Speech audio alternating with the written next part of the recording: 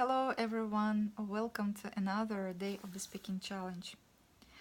Today I wanna read a little extract from the book called Never Read Alone for today's practice. But before, I'd like to add my personal advice for all of those advice that was given by the fellows of the speaking challenge yesterday. They are all useful and helpful. And I just want to say that it's also important to remember about some tricky things, I would say that within the learning process that can help us and uh, helps and help to simplify the learning process, making it more enjoyable experience. So our human brains really like to be distracted from time to time. It's Our brains like to have some lays off or times out periodically or regularly. So, and I think it's very important to sleep well every night around 7 or 8 hours. That helps us to get refreshed and feel energized during the day, and be, of course, productive and efficient, uh, whatever we do, whether it's a learning process or working process or scientific research or studying. Yeah, this is it about my advice. And now I want to read a little extract from the book. It's called The Madam of Moxie. When it comes to improving your speaking skills, no one is better than D.N. Rosenberg, a 32-year career counselor and owner of your own management consulting firm,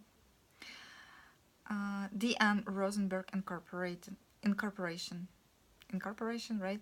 Rosenberg is the Madam of Moxie, and for good reason. In 1969, she read a Wall Street Journal article that noted the absence of a female voice in the American Management Association.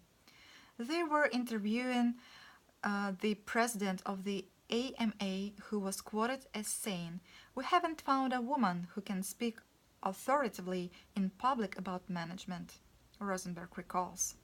She cut the article out and sent a letter to the EMA telling them to look no further.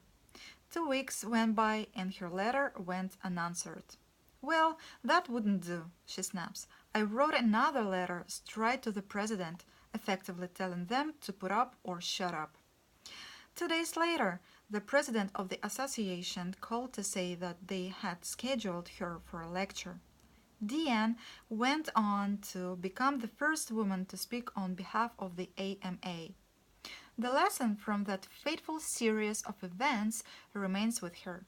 The recipe for achievement is a medley of self-assuredness, dogged, persistent, and audacity.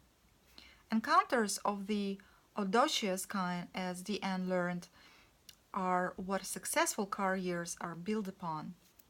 In her many years teaching others to overcome their fears, she's created a time-tested script that anyone can use when meeting someone for the first time. I found the script helpful. I think it can help a lot of you as well. And I gratefully offer it to you here. First, state the situation. You go right in and hit them with how you see it in the cold light of day, without being too inflammatory or dramatic, says Rosenberg.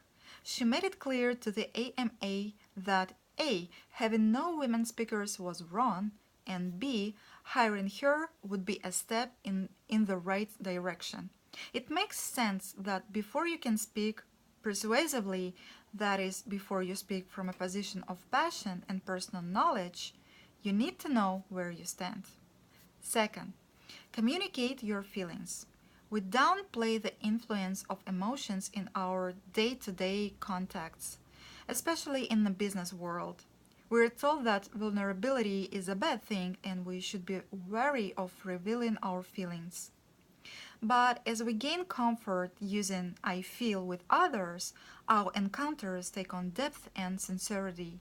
Your emotions are a gift of respect and caring to your listeners.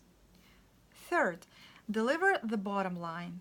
This is the moment of truth when you state with utter clarity when it is you want.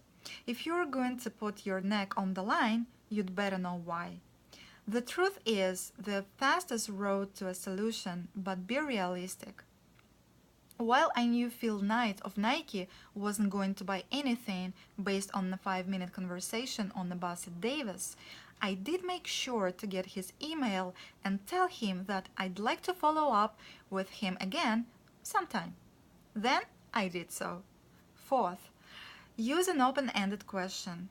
A request that is expressed as the question, one that cannot be answered by a yes or no, is less threatening.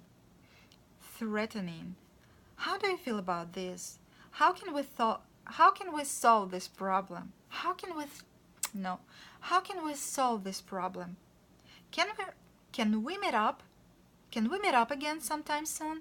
Can we meet up some no. Can we meet up again sometime soon? The issue has been raised, your feelings expressed, your desires articulated. With an open ended suggestion or question, you invite the other person to work toward a solution with you. I didn't insist on a specific launch date at a specific time with Phil. I left it open and didn't allow our first exchange to be weighted down by unnecessary obligations. And I think this is it for today. I think it's not too short text to read it twice. So this is it for today. Thanks for watching.